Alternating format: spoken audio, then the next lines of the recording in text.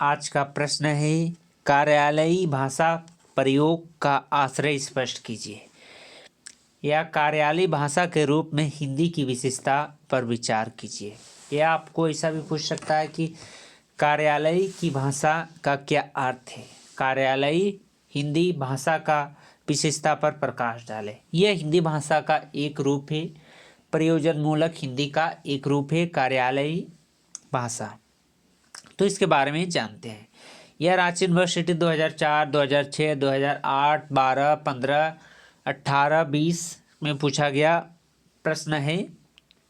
तो इसका आंसर है, कार्यालयी भाषा का सीधा अर्थ है कार्यालय में प्रयुक्त होने वाली भाषा, यानी सरकारी कामकाज और प्रशासन में प्रयुक्त होने वाली भाषा को कार्यालयी भाषा कहते हैं। यानी कि हम लोग देखते हैं कार्यालय के बाहर में लिखा हुआ रहता है कि सभी लोगों को सूचित किया जाता है कि कल दिनांक इतना से इतना तक कार्यालय बंद रहेगा। ये एक सरल हिंदी भाषा में लिखी हुई रहती है जिसे कार्यालयी भाषा कहते हैं। तो इसका आपका परिभाषा है कि कार्यालय में प्रयुक्त होने वाली भाषा को हम लोग कार्यालयी भाषा कहते हैं। यह बाजार और मीडिया की भाषा से अलग है। वस्तुतः किसी भी भाषा की विविध प्रयुक्तियाँ होती है। हिंदी के भी कोई प्रयोग क्षेत्र है, अतः कोई रंग है। कार्यालय में जैसे हिंदी का प्रयोग होता है वैसे ही हिंदी साहित्य, समाचार पत्र और सिनेमा में प्रयुक्त नहीं होगा। प्रशासनिक प्रयोग के लिए हिंदी का विशिष्ट स्वरूप निरूपित हुआ है। कार्यालय की सबसे बड़ी इकाई प्रशासन है। कार्यालय की सबसे बड़ी इकाई प्रशासन है। प्रशासनिक कार्य के लिए ही कार्यालय खोली जाती है।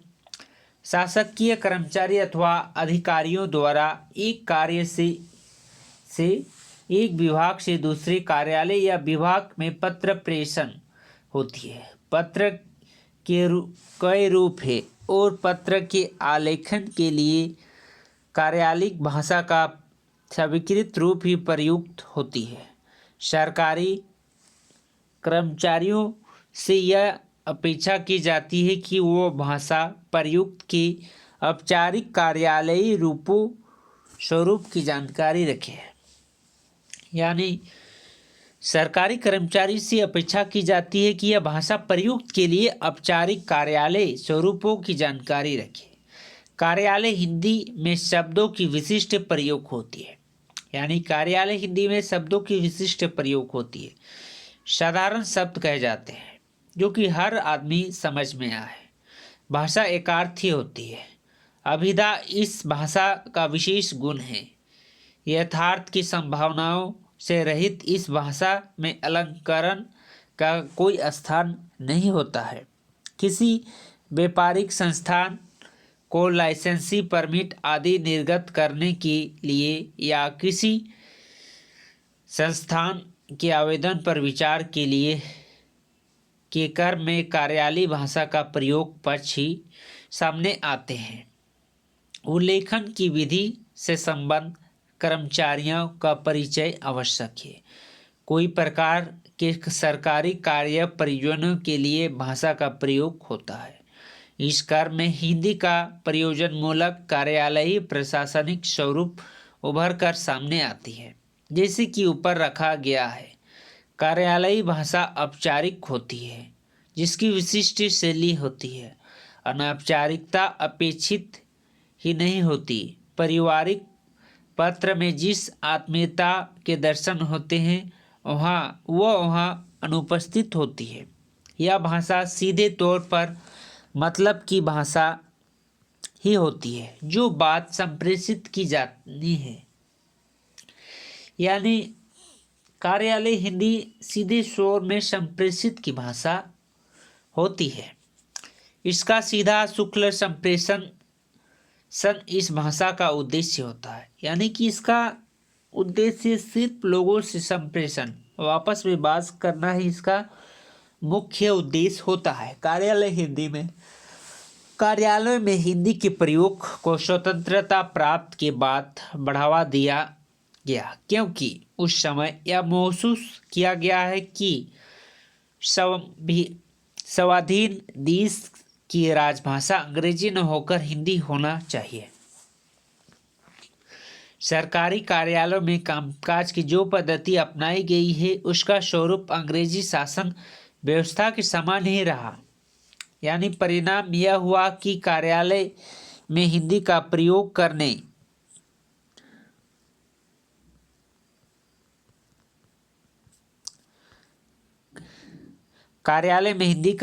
करने के लिए अनुवाद की पर्याप्त सहायता ली गई। इस प्रकार कार्यालय हिंदी के विकास में अनुवाद की एक महत्वपूर्ण भूमिका रही। यानी कार्यालय में हिंदी का प्रयोग के लिए अनुवाद किया जाने लगा। पहले अंग्रेजी को अनुवाद करते थे, उसी प्रकार कार्यालय हिंदी की प्रमुख विशेषता इसकी कर्मवाच्य वाक्य संरचना है। सरकारी व्यवस्था में निर्णय सरकारी तंत्र द्वारा किया जाता है, किसी व्यक्ति द्वारा नहीं। इसीलिए कार्यालय हिंदी में प्रयुक्त वाक्य रचना कर्मवाच्य में होता है, जिसमें व्यक्ति अदृश्य रहता है।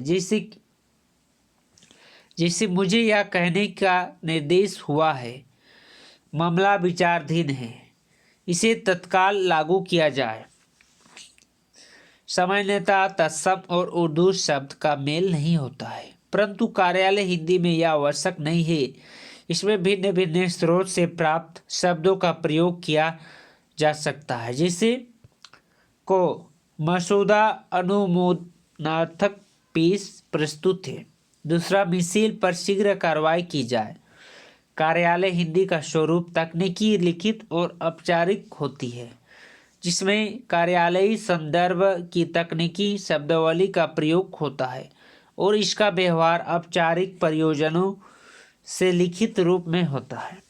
कार्यालय हिंदी शब्दावली के कुछ उदाहरण हैं: फाइल, अनुभाग, अदालत, हलफनामा, प्रस्ताव, आवेदन पत्र, दफ्तर आदि।